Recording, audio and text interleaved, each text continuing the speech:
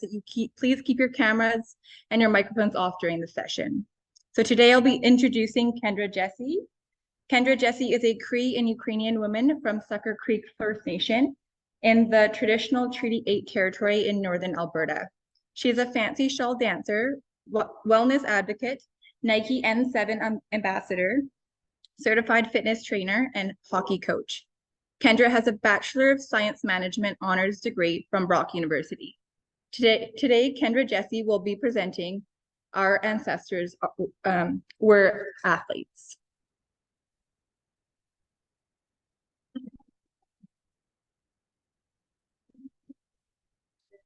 Hello everyone, I'm Kendra Jessie, a Cree and woman. Through my mom, I have status of Cree First Nation and Indigenous ancestry. And through my dad, I have connections to a Tippecanoe First Nation and Ukrainian. So all over the northern part, home is the heart north there. And that's where I grew up and spent the majority of my time growing up. And so what I like to talk about, like before I present, I just want to give a little backstory about just my kind of upbringing and everything. So I didn't grow up like really connected to my culture. I didn't get to grow up living in community. I got to grow up pretty close to like my family's communities, but I never got to actually live right at home in my community. And so I grew up kind of just being disconnected from my culture, and I never really knew how to embrace being Indigenous. Like I always knew I was Indigenous. My dad was very, very proud of that. He would always let it be known that he was Native, but we weren't very connected to say like ceremonies or going to powwows, and he never like really put in an effort to kind of teach me the language. And I think that's because he had a really, really hard time with it. When he was growing up, he had a lot of negative backlash and just a lot of like bad things said to him. He was treated differently because of his first language being Korean. So he never really made that effort to kind of teach me. I think he just wanted me to have an easier time growing up. Sorry, if you can move closer to the computer to people online. Oh, yeah, no worries. But yeah, so I never really grew up very connected to a lot of the culture. Like we would do kind of a lot of land-based stuff. Like my dad loved fishing, and our family was big fishermen. They did a lot of commercial fishing, so we would do like summer fishing and ice fishing. Like my dad loves ice fishing. We do a bit of hunting and stuff like that, but I never really got to go to powwows or ceremonies, and I never got to learn the language or a lot of the different teachings that come with being an Indigenous person, specifically me, like as a Cree person. But my connection to my culture for a very long time was sports. You know, a lot of Native people, they love sports, they love going to Native sports tournaments. And so that was my connection for the majority of my life. So, like I'm a hockey player, that's my main sport. And the first time I ever played hockey was actually at the Native Provincials tournament in Alberta. And so I played there pretty much ever since like I first started playing when I was like 4 years old. And so that was always my connection to my culture, my community, was just going to different sports tournaments. And even the first time I came to this territory on my island here, it was for NAG back when I think I was young, but it was over by Victoria there.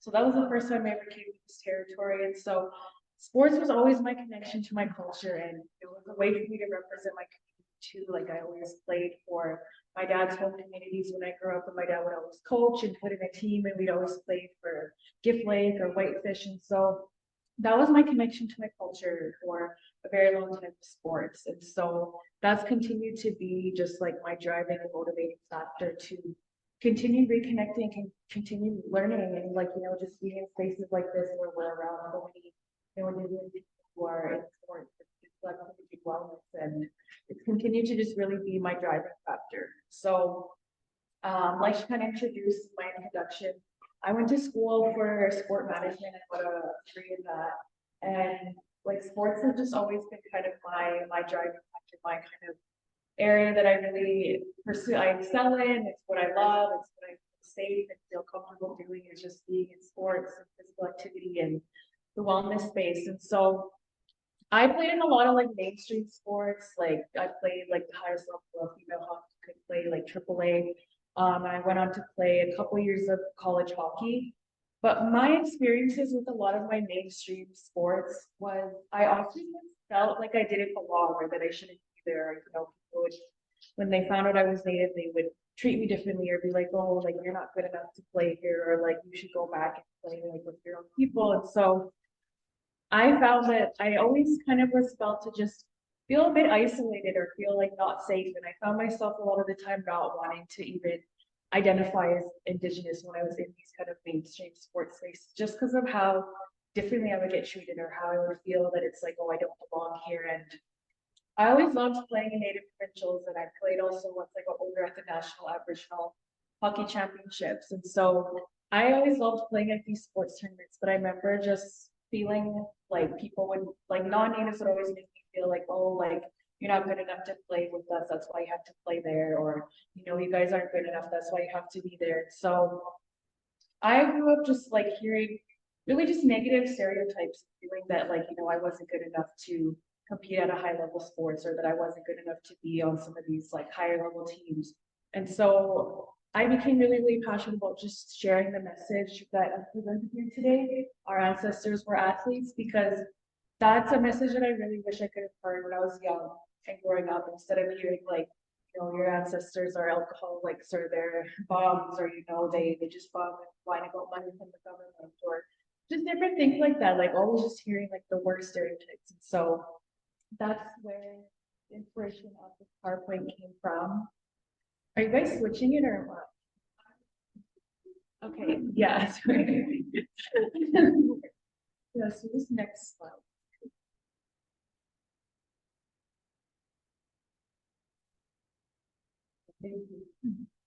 So the way that I started is really like colonization has really tried to minimize this down to nothing. Many of the issues that currently affect schools are a result of colonization in residential schools, like things, for example, like diabetes, addiction, alcoholism, suicide, mental health issues, and heart disease, all these negative kind of impacts and stereotypes that I heard a lot growing up. You know, it's not a result of our people being less than or not knowing how to take care of themselves and stuff like that. Like this is a result of colonization in residential schools. So I'm really passionate about sharing that with youth, especially, that like, you know, your people aren't just less than, or like, you know, they don't know how to take care of themselves. It's of impacts of, you know, the colonization in residential schools. And that was really the goals with those things. And so, you know, as a result of schools, there are stereotypes, their cultures are misrepresented and misunderstood.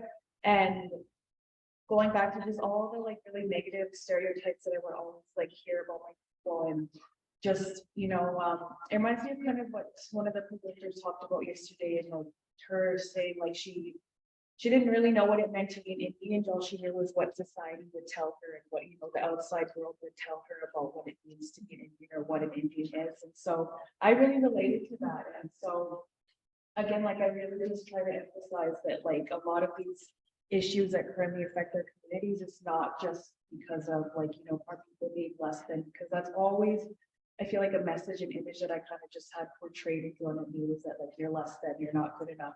And so I'm really passionate about just sharing that, like, you know, it's not a result of our people itself, and it's this residential school colonization. But next.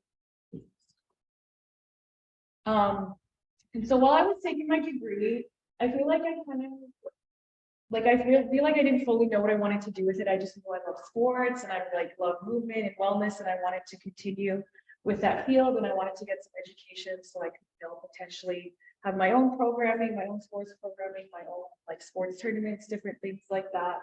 And so one of the classes that I had the chance to take was history of sport in the US, and I was really interested in it, but I didn't realize how much I was actually going to be learning about Indigenous people through this course. And I learned a lot of stuff that I like had never even known as a kid, or I feel that a lot of like Indigenous people in the sport and like physical activity realm don't even really know about.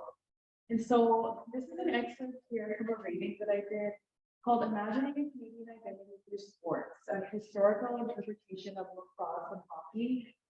And so this excerpt is from a reading, and it's basically kind of just like something that would have been like from first contact with like settlers like observing a lacrosse game. And so for French Canadian males, the First Nations male provided an alternative model of masculinity to what they had known in France. One where physicality, Stoicism and bravado were valued and celebrated, not repressed. The young boy just struggled to cope in the face of adversity, and their endurance were confronted with hardship, deprivation, and pain. And so I thought that was really, really interesting just because a lot of the times, like you hear, it's like, like the settlers came over here and kind of this war, this fight, and the natives just got their butts kicked, and that was that. And I find that this excerpt kind of really shows like the opposite, that like our people, our men and our people were really like they were warriors, they were brave, and and they were looked up to, like when people were coming over and first witnessing them and like their presence and everything. So I just thought that's important to share, that like from first contact, like our people were very, very like strong warriors. And even just this last excerpt reminds me of yesterday in the traditional games session where he was doing that knuckle hop and talking about how it's like a way of like kind of just dealing and managing pain and like getting like, I forget exactly what he said, but it reminds me of that, and just like how when they were confronted with hardship, deprivation, and pain, like it was something that they didn't like really react or switch to, like it was a part of their being and how they were. So next. And so for a lot of traditional Indigenous cultures and their ways of life, like wellness is a way of life for our people. Like our cultures have always been rooted in wellness. And our ancestors never had to label it as wellness because it was just a way of life for us. We didn't have to like make time and set time in the day, like, well, I'm gonna go for a workout, or I'm gonna go practice my wellness and make time for my wellness. Like it was just something that was such a normal part of our way of life and our everyday way of life, that we didn't have to make time for it or fit it into our schedule. Like it was just a part of our being, and our people really lived well, and they knew how to live well. They had many teachings and just knowledge of how to live well and take care of themselves.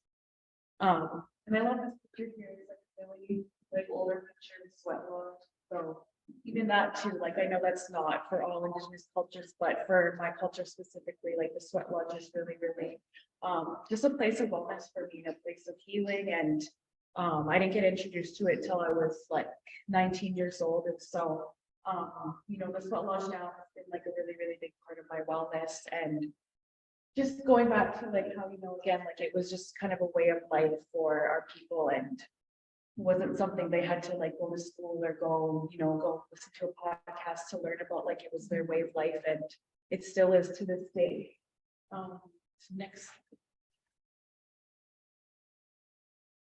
And so this is that ancestral knowledge. And so modern day science is now just kind of like catching up to the ancestral knowledge that a lot of Indigenous cultures have, just around things that are really, really important for our wellness. And so for example, things like movement, a lot of our cultures are really, really rooted in movement, with like different sports that derive from our cultures, or even just out here in this territory, like the water, and like on water-based activities.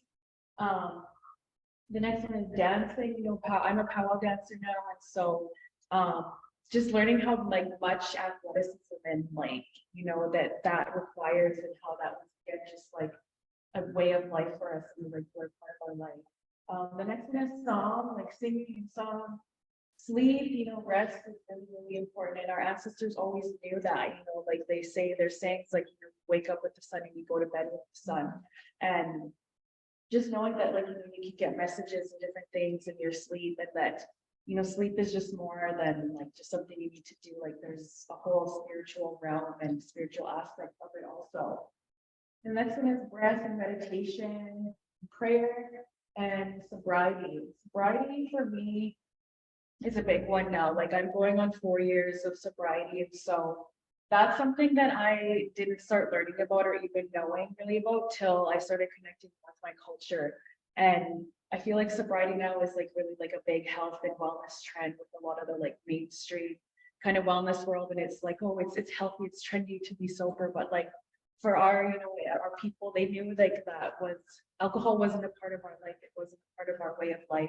And even with myself, like one of the main reasons I kind of decided to get sober was I had heard a teaching about sobriety, and just consuming substances and stuff. And this knowledge keeper told me that when you consume drugs or alcohol, your spirit leaves your body and it takes 4 days for it to fully return. And so that really resonated with me, like in my heart, because I wasn't addicted by any means, but like I knew that I just thought about like how many days of my life where I wasn't living as my true self because of like using these substances. And so sobriety now for me is just something that's been very, very important. You know, I know my ancestors had this knowledge of like sobriety and how important it is for your spirit and just like your whole aspect, you know, your mental, emotional, physical, spiritual. Like my health has improved immensely in all those aspects from making that choice to start living a sober lifestyle. But again, like, you know, this modern science is just kind of now catching up with these and like proving like, oh, these are, you know, these are good for your health, these are good for your wellness. And like, this is something that our ancestors have always had the knowledge of, always like it was a regular part of their life. Next. And so, you know, movement really is the culture. Movement was a part of our lifestyle. We moved for survival, not just for pleasure.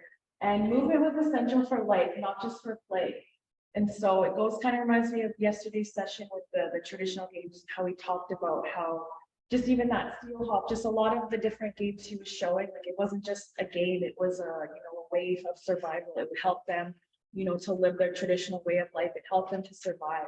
And so a lot of our traditional ways of life, you know, again, like we didn't have to make time for our movement or to make time to go to the gym and, you know, take care of ourselves. Like it was really, really rooted in our everyday lives. And, you know, our cultures are really, really, really movement.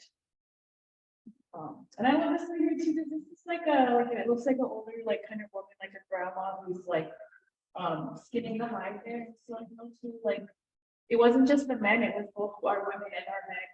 Everyone in the community like was moving and really, really had active lifestyle. And it didn't depend on your age either. Like it's like she's clearly an older woman and like she's really just probably going and giving her. So I thought that's really inspiring. That it's like your age and your gender, whatever you identify as, like it doesn't matter. You know, movement really was the culture, and it's still, you know, we're still living that. But next. The next thing is ceremony. So even within ceremony, like movement is such a huge part of that. And even just like with getting the ceremonies ready and being a part of them and conducting them. Our cultures are, you know, ceremony, it's really, really rooted in movement. Like there's so much athleticism and rigorous movement that's involved in ceremony. And, you know, for example, like dancing, there's like the sun dance or fasting, you know, a lot of our sun dances, like you don't eat or drink water for like a whole 4 days. So and that's something that's, you know, we've been practicing since like time immemorial, and like now it's just starting to get noticed, like, oh, fasting is like good for your health. It's good to do the intermittent fasting, kind of like those health trends.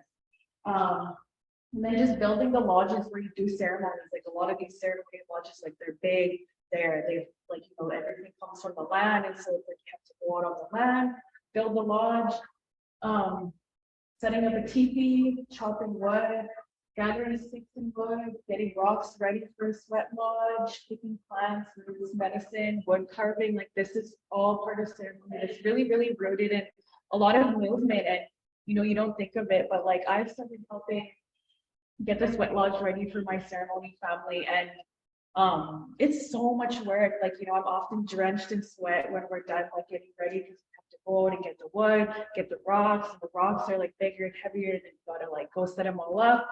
So it's a lot of work that goes into that. And so that's like, you know, that's not even just like, you know, a workout or anything. Like it's like that's like just a way of life. That's a part of our life that, you know, requires so much movement. It requires you to be, you know, physically active and a lot of times physically fit. Like, you know, like when our people, these, you know, issues that start to affect our people, it affects them from being able to, you know, help and contribute to setting up ceremony. And you know, ceremonies are supposed to be like a community thing where it's like everyone from the community is helping, but in our modern day, like it's usually just like a couple of people who are kind of getting the whole entire ceremony ready and done for people. But again, like ceremony, all the aspects that go into it, and it requires a lot of movement.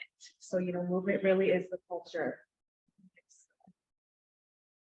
And then just even our traditional ways of life with hunting and fishing, you know, when you're having to hunt big, you know, animals like a buffalo, a moose, an elk, or a seal, and you know, you don't have guns, like that's hard work. Like I can't even imagine having to do that in a traditional way of life. And like down here, you know, there's buffalo sneaking up, and again, it reminds me too of really just like the traditional games, how like the seal hop and how it looks, they're trying to mimic a seal. So yeah, you can use drying meat, building fishing tools, carving rocks with spears and arrows, hide tanning, all of that, you know, like requires a lot of really, really rigorous movement and just athleticism also. Like I don't think we realize how much like work and how much like, you know, physical activity really goes into our traditional ways of life. Next. So now I want to talk about Indigenous people's contributions to modern day sports. So our ancestors had very amazing important roles in advancing, developing, and sharing modern day sports. And so I don't know if you guys can really see this guy here on the right side of the slide. How many of you know who that is? It's only a couple of us.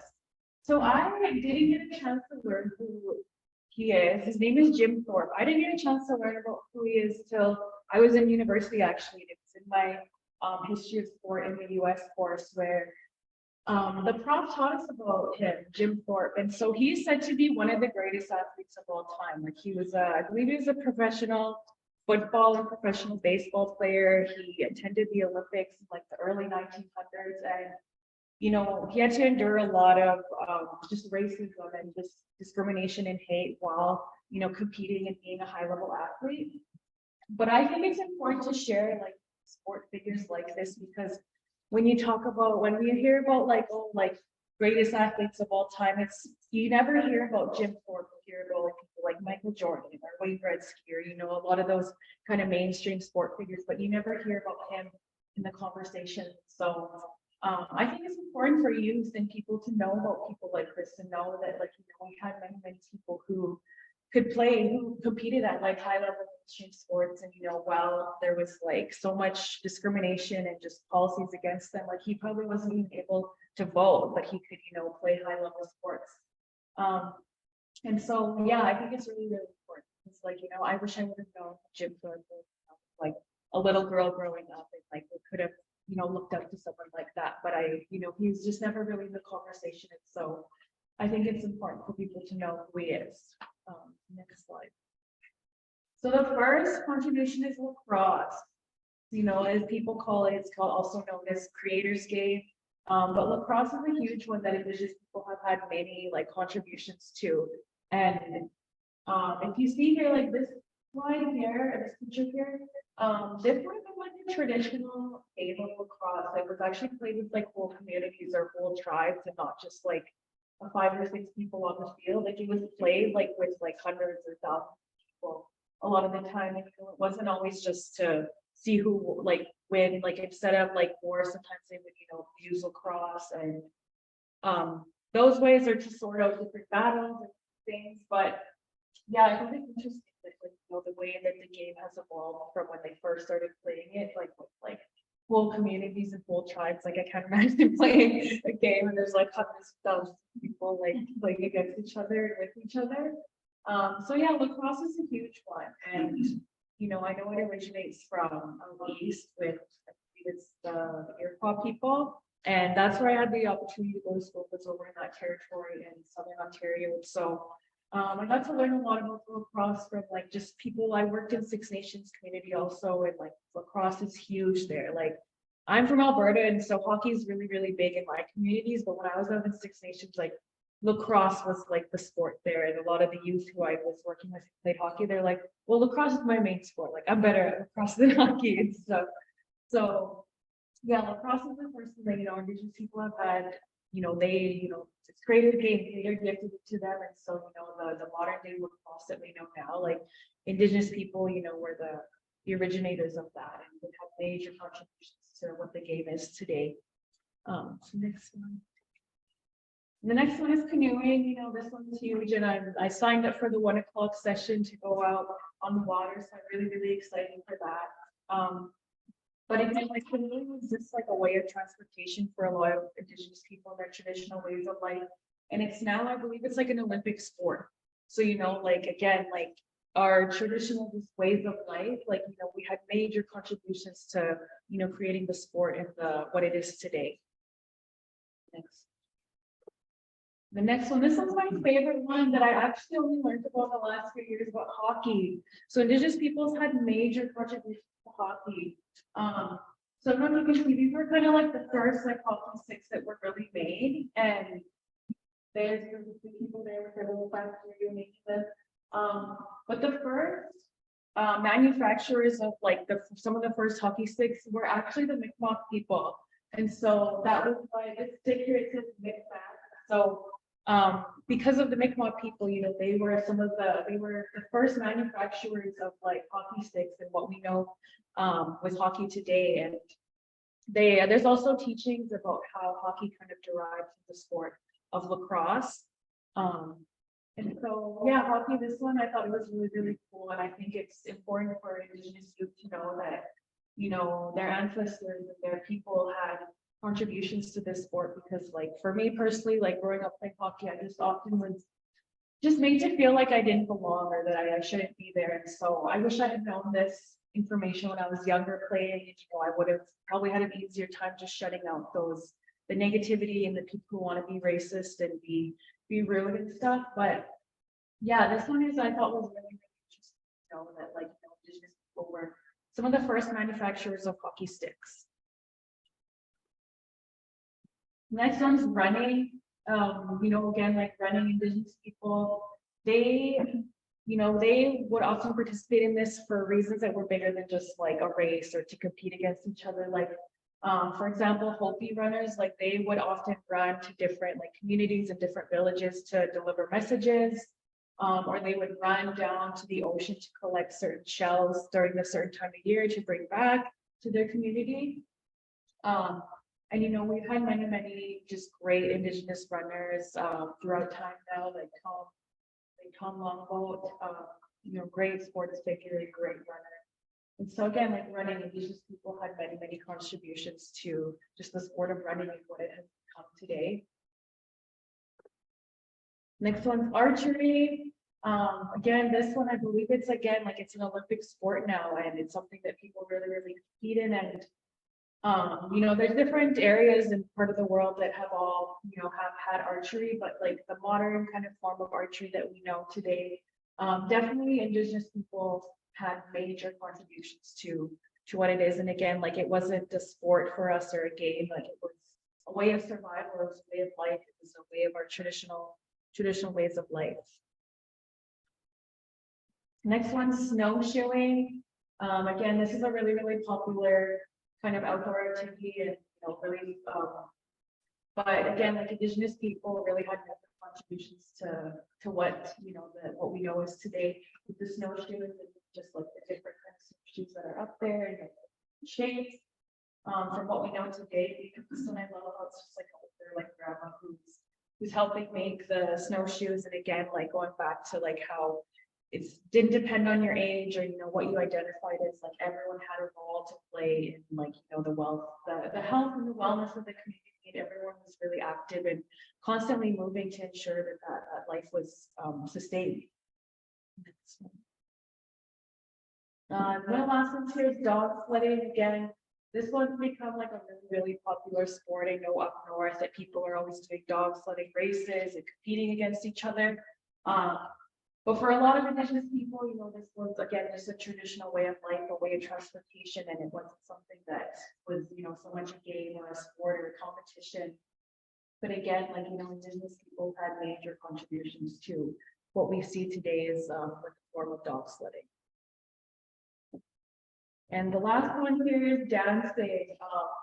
For me, I'm a powwow dancer now, and I feel like it's something that I have really great pride in. I know that my ancestors had major contributions in, you know, contributing to dance and sharing that, especially with powwow dance. And I know there's different types of dances depending on like the region that you live in.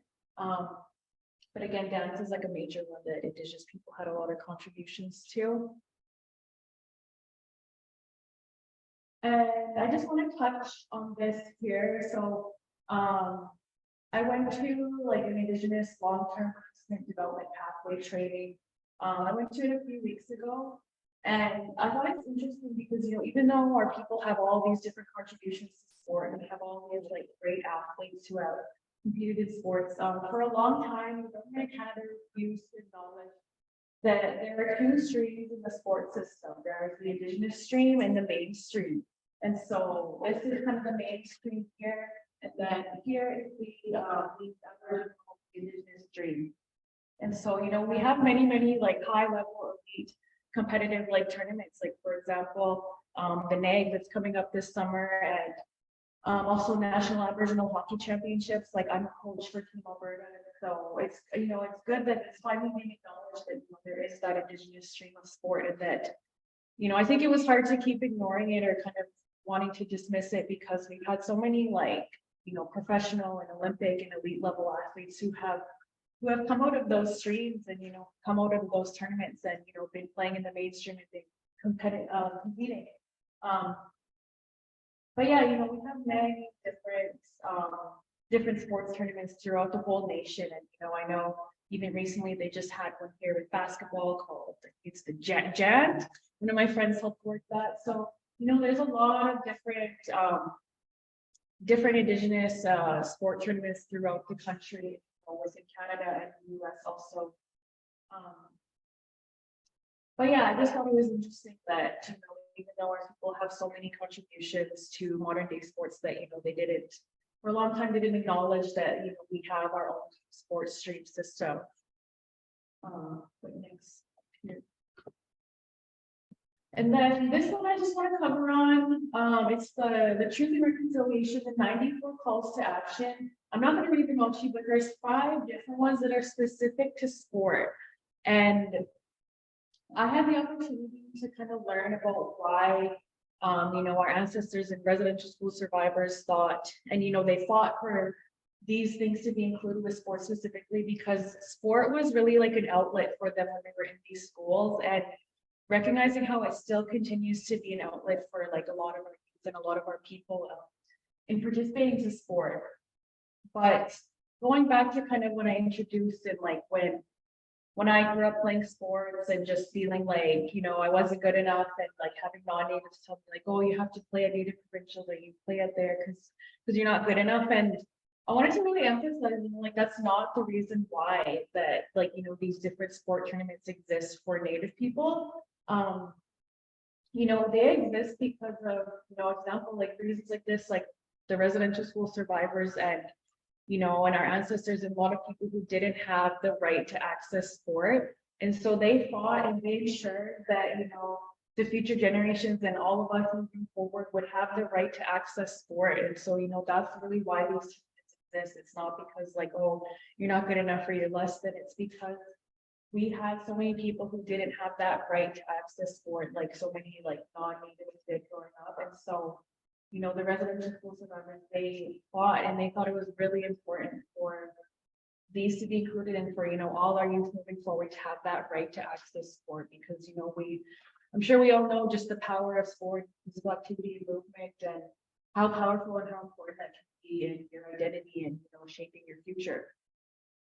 But this is just the last slide here. I just wanted to share this because, well, I'm proud of it. I wasn't proud of being myself or being Indigenous for a very long time growing up, and it wasn't until I started to transition into being like a really young adult that, you know, I started to learn more about residential schools and colonization, and just learning how important it is to just reconnect and relearn, and that, you know, I spend so much more time in my life not being proud of who I am. And, you know, now that I'm at that place where I am proud, it's like, you know, I want to shove it in everyone's face and just be like, no, I'm Indigenous. Did you know that? Like, but yeah, so I feel like I did a campaign with Nike back at the end of 2021.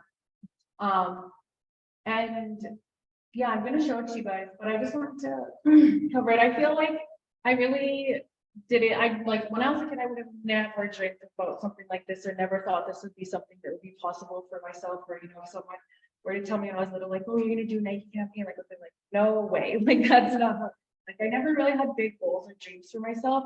And it wasn't really till I started connecting more with my identity as an Indigenous person that I really started to just be proud and really started to believe in myself, especially going to ceremony more. Like my ceremony leader always tells me like the only way it can happen is if you believe. And so like, you know, that's with anything that you want, your goals and dreams in life, like the only way it can happen is if you believe. And so, you know, I really started believing in myself and believing that like, you know, I deserve good things. I deserve to, you know, be in a Nike campaign. And I recently, I found like one of the notes in my laptop and it was like from like March 2021. And it was like, what are all the things you want to accomplish? And I think I put down stuff like, I want to live somewhere where I can like be outside all year round. I want to start learning to speak Cree, and then I put stuff like hunting and gardening and like stuff like that. And one of the other things was model for Nike. And so I had been putting that out there and believing in that like months before it happened. And so I just want to remind all of you, you know, just believe in yourself because, you know, again, like when I was a kid, I would have never believed anything like this was possible for myself. But if you can, I think you can hit play.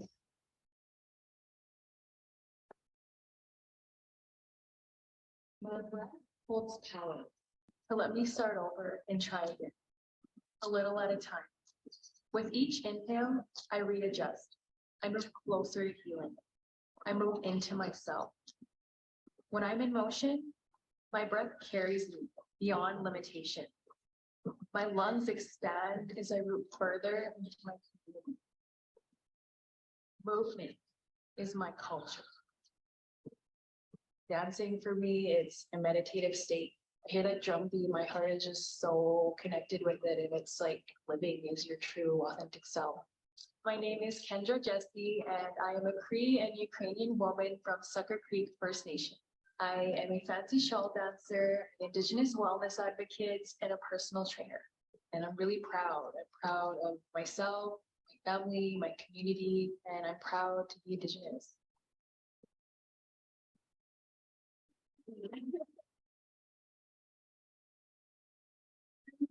Thank you all for your time and energy for listening to me today. And I hope you guys all enjoy the rest of your weekend and have safe travels back to your phone where you come from.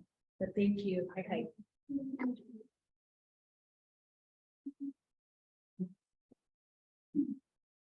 On behalf of the Indigenous people of the name of the circle, we want to